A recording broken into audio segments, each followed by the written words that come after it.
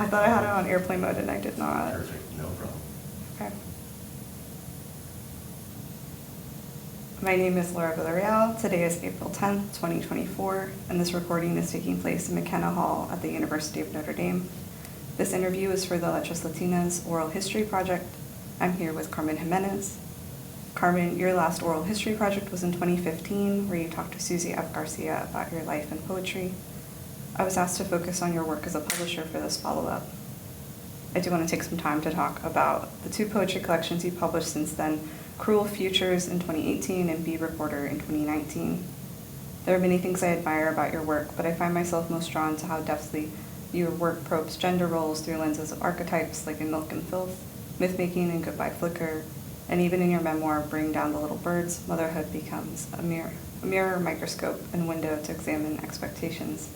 In your most recent books, there seems to be a departure from traditional folklore and a focus on a sort of absurdity, stranger than fiction reality we've been living in, which in itself is folklore.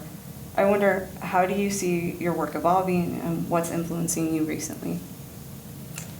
I like how you situate the reality that we live in as folklore, and part of what I imagined or what I see as an evolution when I was thinking about this question is being expansive of like what folklore is in the moment, and that it evolves over time and in medium. And what we live in, I watched this video last night and I couldn't tell if it was a satire, and it was this woman talking about that the earth was like a snow globe, and that we didn't go to the moon, and that it's interesting also how mythologies and conspiracies and folklore are truths, like people live it, like that. In a way, I loved the idea of imagining that the world was a snow globe. It was like this beautiful image, but to imagine that that's a truth and that people are living in that as a truth speaks very much to how story can be distorted to create harm and to create discord. And living in this political climate, you're aware of that. And folklore, when folklore, which is like the stories that were told as oral tradition, became fairy tales, they were also distorted away from their original purpose of being to entertain, and they became these moralistic vehicles. And so what we receive as fairy tales are actually corrupted folk stories and oral traditions. And in the very same way, you take something like the world is a snow globe, which is a beautiful metaphor and a beautiful image to be distorted as, and it is because we have been lied to. It's something that's perpetuated as harm. In many ways has the same kind of evolutionary life as what we receive as a fairy tale. And so to see that become more and more ubiquitous it definitely was affecting to me. And so I think it was a combination of wanting to move into the moment and being aware of how this moment is deploying storytelling and invention and fabrication to create discord. Yeah, I was watching a documentary and they said that all conspiracy theories are based on some element of truth and then elaborated from there. You have a poem about the flat earth conspiracy, which is, you describe it as being pretty, kind of like wholesome, like at its core, like it's just people who believe in the flat earth. But do you feel like your recent work is going to still engage with that? I know you've been writing some new poems. I think you described them at the panel at AWP as being a little bit more domestic. Yeah, I will always be engaging with some sense of folklore, some sense of like fantasy and illusion. It preoccupies me, and I believe we live so much in illusion.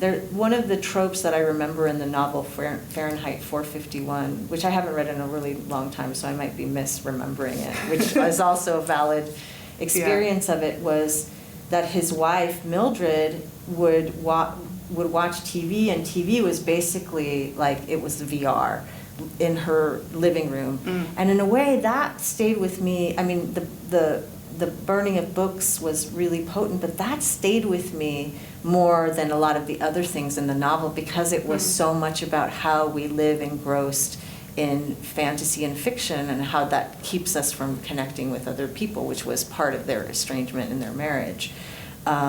So we can't necessarily escape.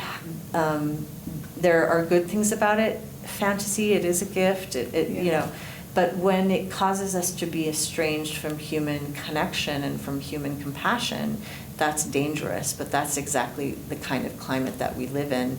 And we can't escape that. It's such a part of our affective experience that I'll always be writing about that. At the same time, I've not written I've not written poems that are very much nostalgic and historic and biographical in, I think it's both subject matter but also in the style of the sentences, which are longer and expository and more discursive. And so it's as much an experiment in form and syntax as it is in subject matter. Yeah. Oh, I love that answer. I spent some time reading through all of your books, but I also spent some time reading your essays that are online and your book reviews, which I really enjoyed. Are you working on any essays at the moment? Do you see yourself as writing more prose in the future, more memoir, or more maybe fiction? So I just wrote an essay that I presented at Bennington College that was, it was called "And Suddenly I Realized," and essentially the subject is that poetry is not therapy, but it's also not therapy, so it's about poetry and catharsis. I like actually writing more about poetry than other subjects. Those essays are less successful for me, but I've been writing fiction, which has been exciting, and in many ways the fiction is a place in which I'm engaging a lot with this idea of fantasy and pop culture, and that's actually where a lot of that, maybe that's where that work is being stored right now. So I'm writing about fandom and that's cool. living on the internet. Like the fanfic and the forums and things like that, the niche places on the internet. So this novel is about a woman who is recovering from a traumatic brain injury and estranged from her teen daughter, who becomes preoccupied with Larry Stylinson. I don't know if you're familiar. I don't.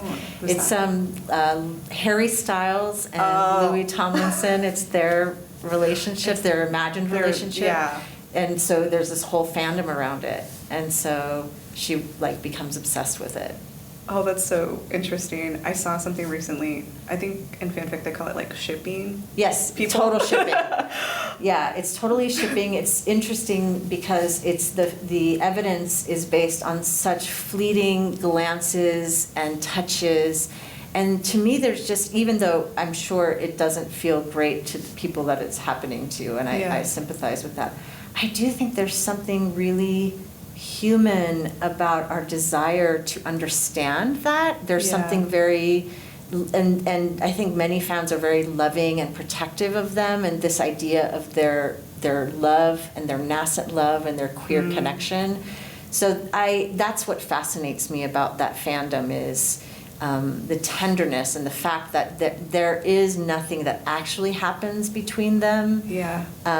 And that absence is what gives it potency. Oh, I love that. Oh, that's so exciting. I can't wait to I have to finish it. I have to finish it. You do have to finish it. Oh my gosh. I think the fans will definitely love it. I hope so. The I mean, it is about a writers. middle-aged lady, so it's not about their contemporaries. So we'll see. But fanfic has been around for so long. It has. Since the beginning of the internet. Well, and actually since the beginning of time. I mean, isn't an epic poem or an ode a fanfic? That's true. Yeah. Okay, let's talk a little bit about your life as a publisher. You were one of the founders of Noemi Press, where you served as the publisher for 20 years. Could you tell us about Noemi's origin story? How did it all start for you? Yeah, I just got to tell this story in Joyelle's class, so it's fresh in my mind. When I went to Iowa for graduate school and became very aware of, having come from the Bay Area, I knew it a little bit, but just of print culture, chapbooks, mimeographs, the Mimeo Revolution, all of the, going back to, the 19th century, of the ways in which paper ephemera and magazines and all of that all of those elements were so key into expanding the footprint of an aesthetic or of an artistic movement. You know, Black Mountain, you know, Grove, all of these important, you know, Virginia Woolf, all of these important writers and movements. Modernism was so, like, catalyzed by publication. Yeah. And when I went to back to San Francisco, I moved to San Francisco, and I went. There was I think it was called New College. I think it was called the New College. It closed down. Great poets went there, Juan Nguyen and Giovanni Singleton, among many others. They had and I mean, in retrospect, I mean, obviously they couldn't afford it now. This giant chapbook store. Oh, wow. It was crazy. It was on Valencia and like 17th, and it was just filled with chapbooks and books and handmade books. And I would just go in there and I'd say, like, people are making these by hand. Like, and I would buy tons. I still have so many of them. And I was so fascinated, and I wanted to do it. And then, you know, it was just always something in the back of my mind. And then a couple of friends of mine bought a Vandercook press, a letter press, and I just really wanted to play with it. And so I said, oh, I'm starting a chapbook press. And so I wasn't. You know, like, I just wanted, I mean, but I did. Yeah. I was like, and so I got a friend, I made a chapbook for his book, and then that, like, and I was like, oh, that was fun. I like doing that. I want to do that again. And I did it again and again and again and again. And then it was like, oh, I actually have a press now. Like, this is a real thing. And people are like, yeah. Oh, you know, I've seen your chapbooks. And it kind of grew from there. I moved to New Mexico, and with Evan Lavender Smith, kind of grew the press, and we did the first full-length book in 2009. And, you know, Susie joined the staff. I mean, Rosa Alcalá was early on the staff, J. Michael Martinez. And part of I think our mission really was, it was a time in which, you know, it was the late 90s, early aughts, in which there were very few BIPOC writers who had major visibility. Yeah. And there were even fewer who were doing something that resisted, you know, experimental, for lack of a better word. I think that word is kind of, it's less interesting as it was when you know, in 2002. And I wanted to create a space with the people that I was working with in which that work was acknowledged. But it didn't silo us as, like, you know, the press that publishes people of color, but it was like the press that publishes cool, weird stuff. Yeah. And we published all sorts of people, you know, and that's really how it came together. And it was so driven by the passion of all of the folks. Sarah Jemsky, you know, was our managing editor, is just such a genius at running a press. And doing it by, you know, credit cards at first, and, you know, by the skin of our teeth later, and you know, it's a press that is able to sustain itself on the work of volunteers and with, you know, with the sales of the books that we have, or that they have, because I am no longer part of the press. And it's just been such a joy of being that intimately connected to the life of a book and the trajectory of a book. That's been such a, you know, that's been the gift of it. And then also the close collaboration with some really fantastic people, some poets that, you know, we've come to love and admire, and who are part of our community. Like, I think that's really what's been important about Noemi, is that it is a home, it's a connection, it's a community. And so I'm excited about the fact that I was able to be a part of that. Yeah. I think, you know, I've loved so many books published by Noemi. The books risk everything in pursuit of innovation and furthering the bounds of poetic art. I've heard a number of Noemi authors attribute their freedom to innovate and take risks from encouragement you gave them. Actually heard that at our last event in Chicago, Jasmine Mendez. Risk can be rewarding, or it could totally fail. As an editor and publisher, how do you cultivate an environment of successful innovation? How do you constantly draw out the best of your writers? Well, one thing I learned over time as an editor, and I think as a practitioner too, is that we work to a limit of our gifts, but not to the limit of our gift. And so part of what an editor does is say, you're got here, I know you can get here. And these are, like, I see this bubbling under the surface. Let's bring it out, you know? Yeah. And that really, at the end of the day, all you're doing is just calling attention to the things that they're afraid of or they don't see. And I say they, me too, as a writer, like in my own work, I'm always asking, what are you afraid of? What are you playing with that you could really amplify? So that's really been the practice, and also just being a really careful listener to people when people are talking about their work. And so one step of our editorial process, and really the editorial process I take with any book, is just having like a really long conversation about the book, about how it came to be, about what the poet or the writer wants the book to be, what are the poems that are meaningful, or what are the sections or the essays that, you know, what is the biggest surprise, what do you want to learn about yourself as an artist. That's a first step of editing any book, and you just kind of like hear things that folks say, and you're like, that's fantastic, it's not in the book, but let's find how it can be in the book. And so the risk is, it's what feels like risk, I think, is like mining these things that live in the subterranean of any kind of project, and then challenging people, like, you tried this, and you're, you know, but like, you're afraid of this. Let's jump in together too, because I think when you're editing, it's a collaborative process. You're walking alongside someone as they ask questions of their craft and as they ask questions of themselves. I think poetry is such an intimate, interior work, and that's what this paper is about. It's like, it's not therapy, but it's catharsis. And if we feel catharsis when we read a poem, it's because the poet is notating an experience of their own catharsis. And it's very hard to get to that point. So that's also what you do, is you kind of push someone into the deep end of you know, the negative capability in their poem, and then, you know, stand at the side so they know that you're there to help them out. Oh, that's amazing. I feel like that kind of editorship is rare. So, oh God, you said so many things I'm gonna carry with me. You know, small presses, they're critical to our literary ecosystem because they expand what's being published. A lot of traditional publishers won't take a risk on some books, but it also leaves presses in a precarious position due to lack of resources. One recent case is the abrupt closure of small press distributor, who has left their presses without recourse and placed them in dire financial position.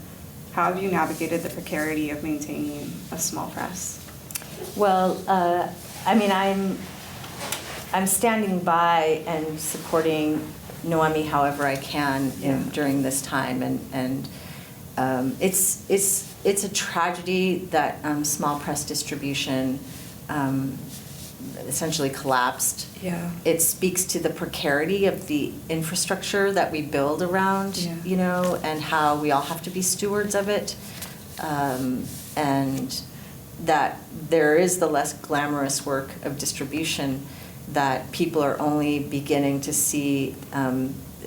I think we were so reliant on small press distribution in a way because the distribution model in the last 20 years has gotten more and more, just as there's a big 5 for commercial publishers, there's also, you know, like a big 3 or big 4 for distribution, which was very exploitative in part because of Amazon and other, you know, of those huge corporate conglomerations of booksellers.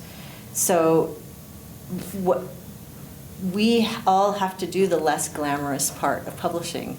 Distribution is one of them, but you know, I was just talking about this with Ada and Joya last night, that it's not the sexy aspect of it. You know, we don't, you know, artists don't like to be behind the scenes, and there's not a huge financial incentive to distributing micropresses. It really is a kind of labor of love or an investment in the community. So I think it's a combination of also holding the community accountable for stepping up and being able to, to participate in solutions towards the question of distribution. And at the same time, I think returning to that idea of like, we have to support small presses by buying books from small presses, that we all, like that is actually participating in the ecosystem too, is buying them directly from the website or, or bookshop.org, or when SPD did exist, instead of going to Amazon, going to SPD and ordering them from there first. It's like, all of this is driven by money. And presses have to make money in order to sustain themselves. And we have money. It might not be very much, but we can participate by injecting our money, by making contributions to nonprofit presses. So there are lots of ways of being agents of change in that. I do think that it's terribly tragic, because I suspect that one outcome is that there are certain backlists that are going to be decimated by this, or that books are going to go out of print because the cost of keeping them in print, which was manageable through SPD, will be less manageable with the alternatives there are for distribution now. And we're going to lose a lot of really important books in that regard. Yeah, I don't know much about distribution, but I've been reading online about the big three. Do they have certain requirements for how many books you need to sell, or what are some of the things that small presses have to navigate with distribution? It's definitely a scale thing. It's how they deal with returns, and it's also how much they take off. Because a big commercial press can say, oh, we're going to send you 1,500 books, and there's a lot more money to be made than we're going to send you 100 books, right? It's the same amount of labor, but the scale is much higher. You're going to get a lot more as a distributor from 1,500 books.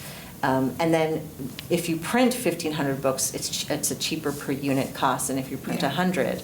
And so returns, which are books that a bookstore buys and they don't want to buy, that back and forth, that costs money.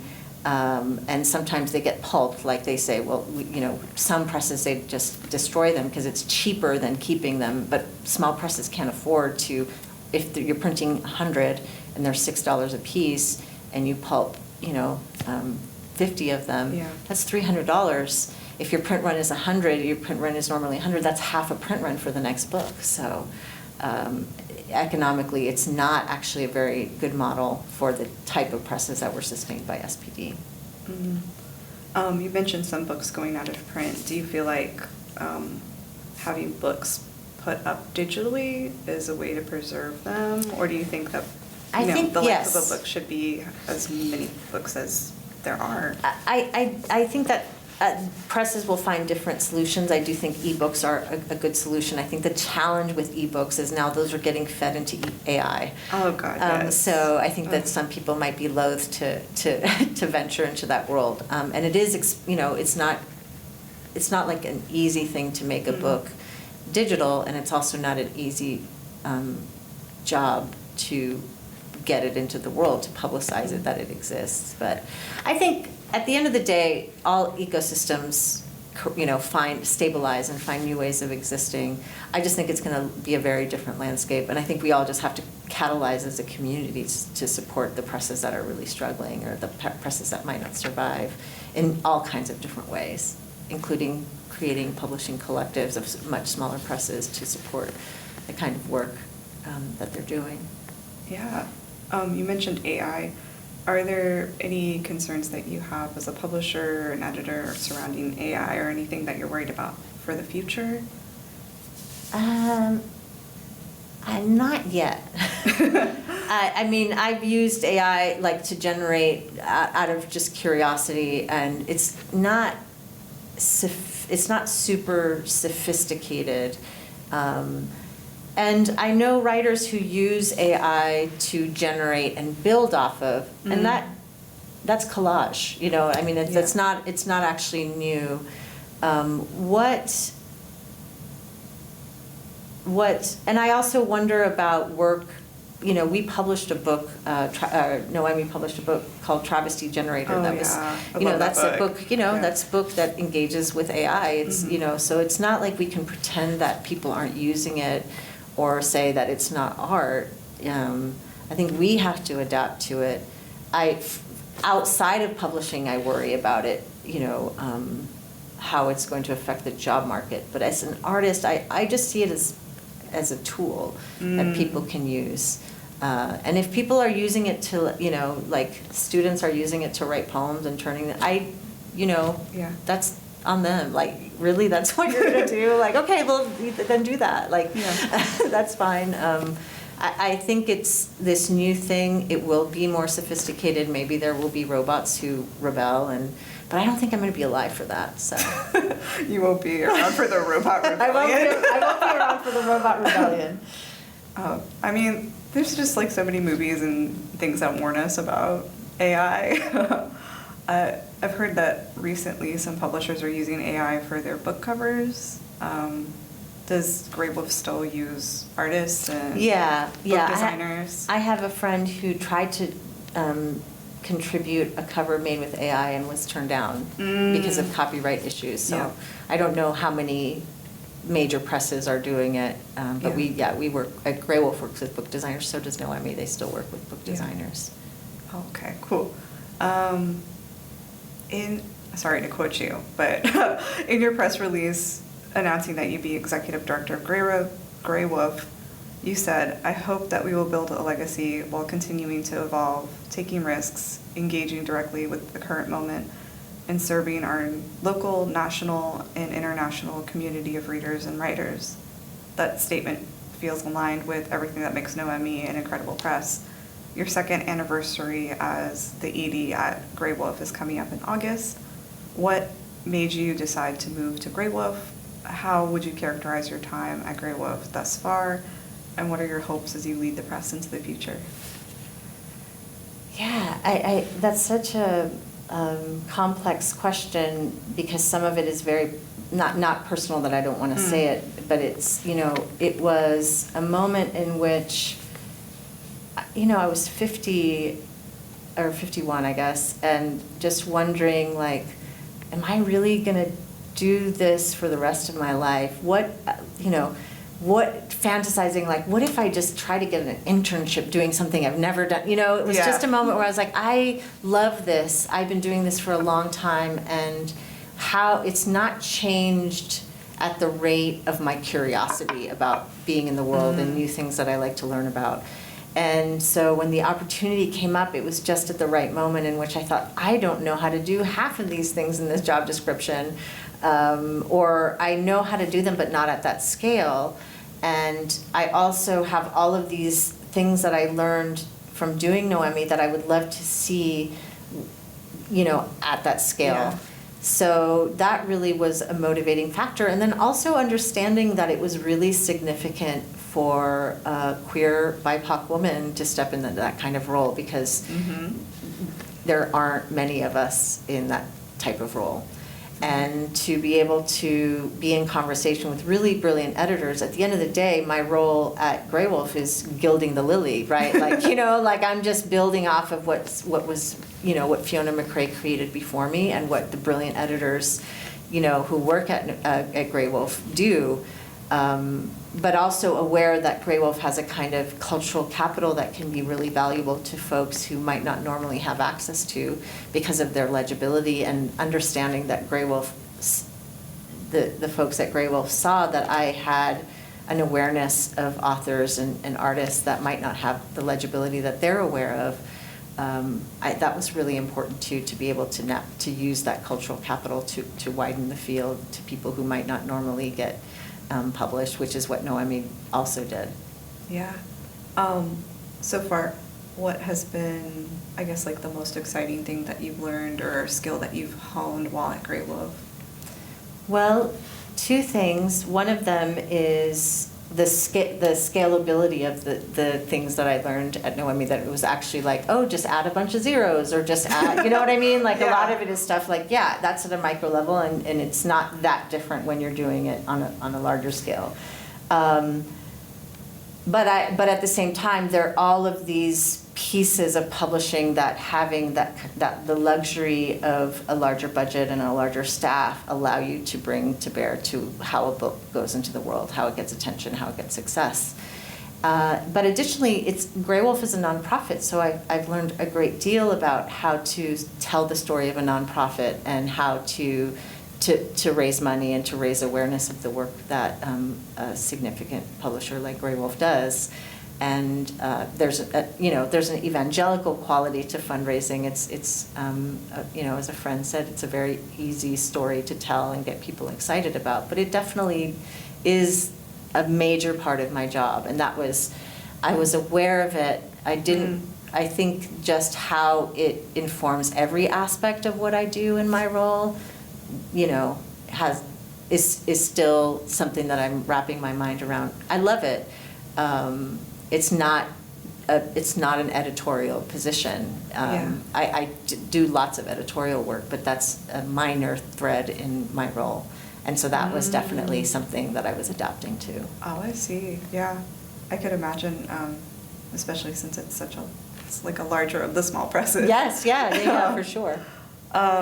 What's the typical process of Graywolf seeking out authors? I know sometimes it's open for submissions, but how do you go about that? Or what's the typical day at Graywolf look like?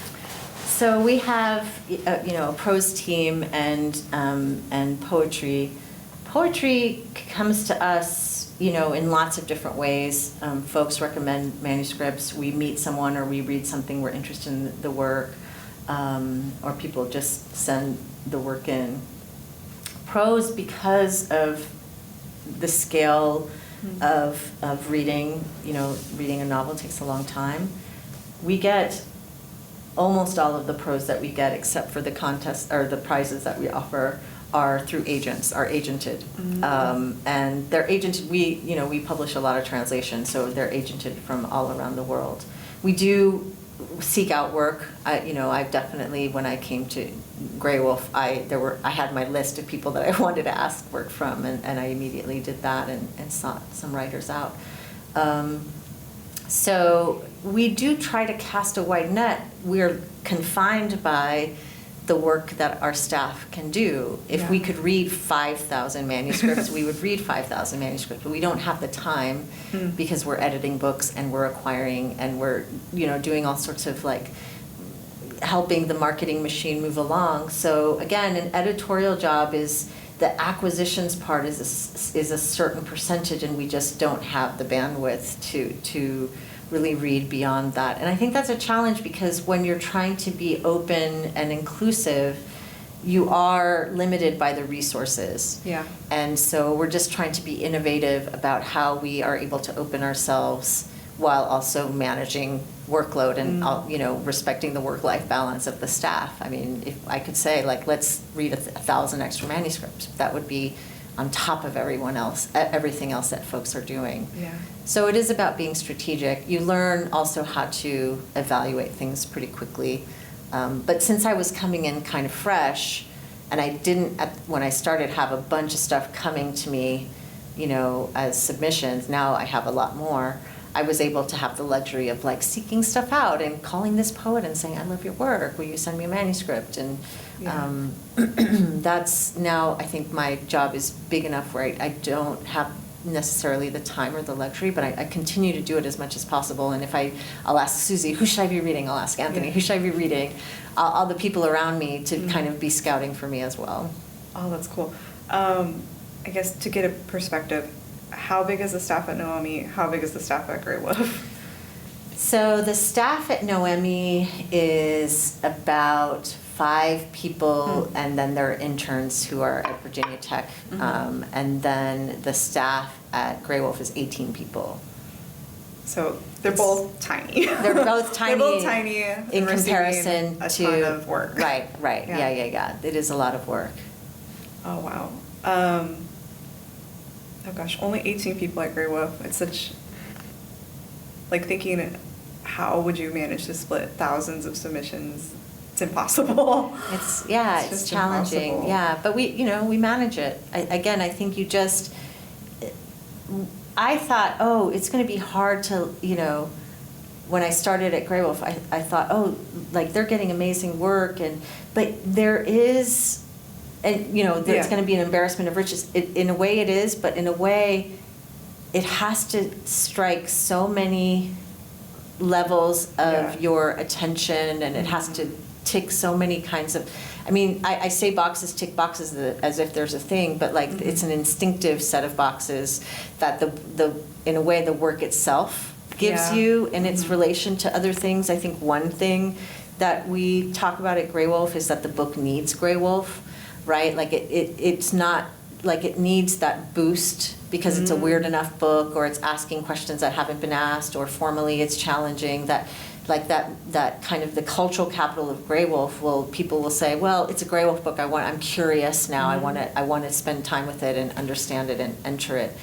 And we're also, I think, huge, like at the language level, there has to be a kind of just a kind of virtuosity, because it's not the story, it's not the subject matter, it's how it's told. Like the great storytellers are also great craftspeople, and that's really what we're looking for too, is just something that's beautifully made, or that you can see has the potential of really being refined and end up in a really beautiful shape.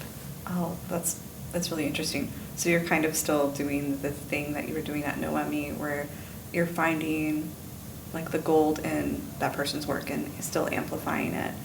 How many books does Graywolf publish typically in a year? Graywolf publishes about 30 books a year. 30 to, I mean, I think the number is about 33, and it's about, a third fiction, a third nonfiction, and then a third poetry.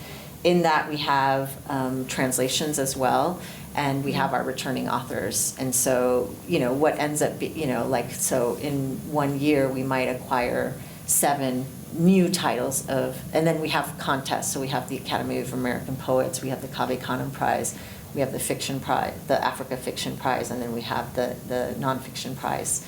So, we actually only acquire in a year, 15 new titles, or 17 or 18 new titles with returning authors and all of these other prizes. It's not for, from 2,000 manuscripts that we're reading that year. And so it is a very, very tiny fraction. So that the discernment that you have to have in order to acquire books is so fine and so specific.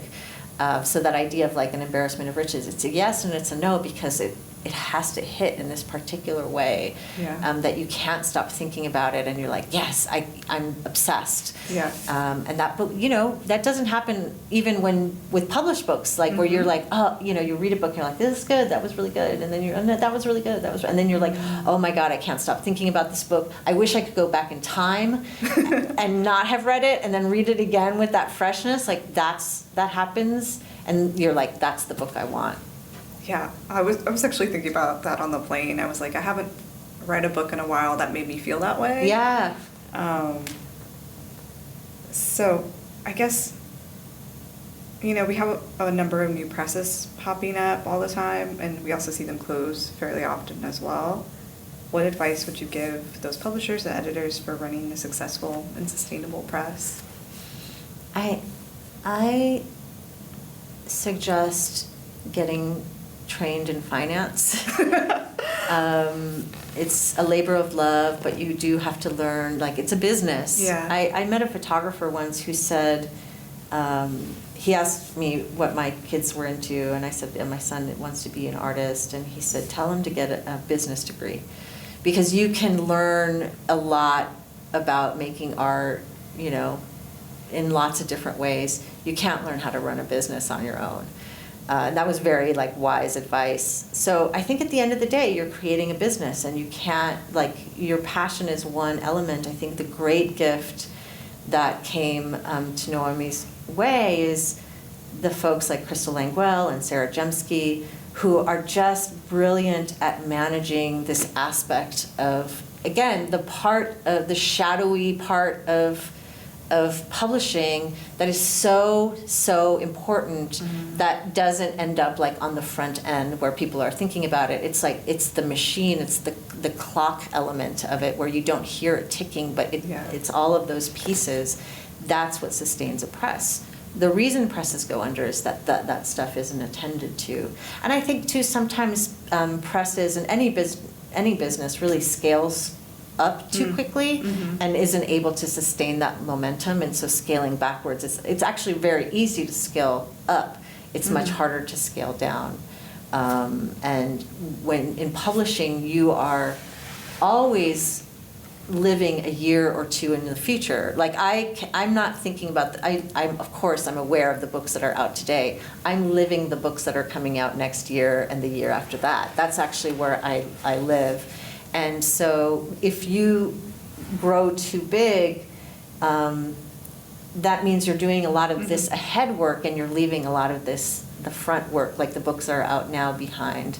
And so I think like that's being really deliberate about how you scale up, and having good business acumen, or getting someone who has good business acumen, is really key.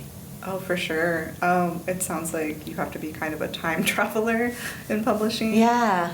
What, I guess, you mentioned that your son wants to be an artist. What kind of art is he interested in? He is, well, he's so good at everything that he does. He can draw, he's a musician, he's just like a polymath at art. But he's a sophomore at Virginia Tech, and he works in creative technologies, so it's like CGI and I don't even know what, drafting with computer. I mean, it's just so like beyond my, he was over the other day and he was tracing a video like shot by shot to do, I think it was called a radiograph, like the AHA video. And it was just like, you know, it's super like fine detail. So it's like that kind of stuff for film and art. So it's just so like interesting to me. You mentioned that, and I thought about your poem, Ravers Having Babies. Yes. And I was like, you kind of got your wish. I did get my wish. I did. Yeah, for sure. Yeah, it's true. Like, yeah, they don't speak French, but they're very creative. But they're creative, They're creative, yeah. I guess, like, one final question. How do you balance your personal life with the business of writing and also being a writer yourself?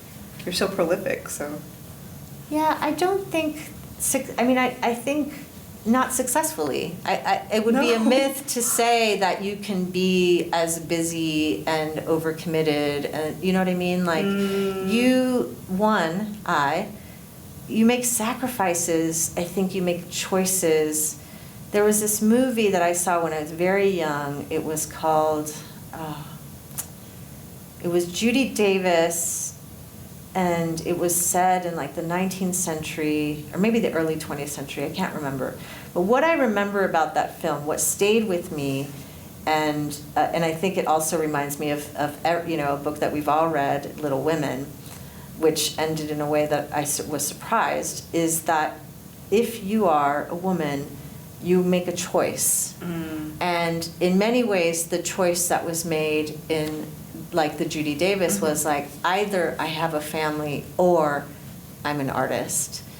And it's not like that binary, it's not like magically that binary went away. It's just that women have had to say, I'm going to do both, and it's going to have a cost. And so I think that that's really the difficult part, is I can't imagine not having had this path at the same time. And I think that's what Ravers Having Babies in a way is about. It's like I've had to really rely on my community and also on my children's resilience, you know, to be able to, I mean, they have catalyzed their ability to believe in me and believe what I'm doing is important, has been liberatory. But I definitely don't have the kind of like leisure life or, you know, social life that I wish that I could have. Sometimes I wish that I could have, but other times I'm like, I chose this path, and I'm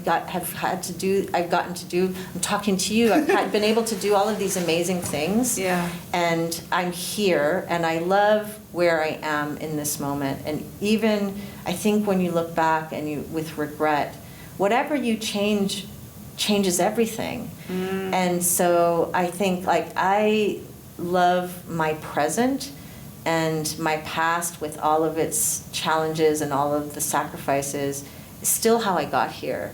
So I wouldn't change anything at the same time that I think this isn't ideal. This isn't the most ideal, healthy life, because it is very challenging, and you do have to make sacrifices, and you make mistakes, but it is what it is, Yeah. Well, thank you so much for having this conversation with me. Yeah, Really my enjoyed pleasure. it. Yeah, thank you.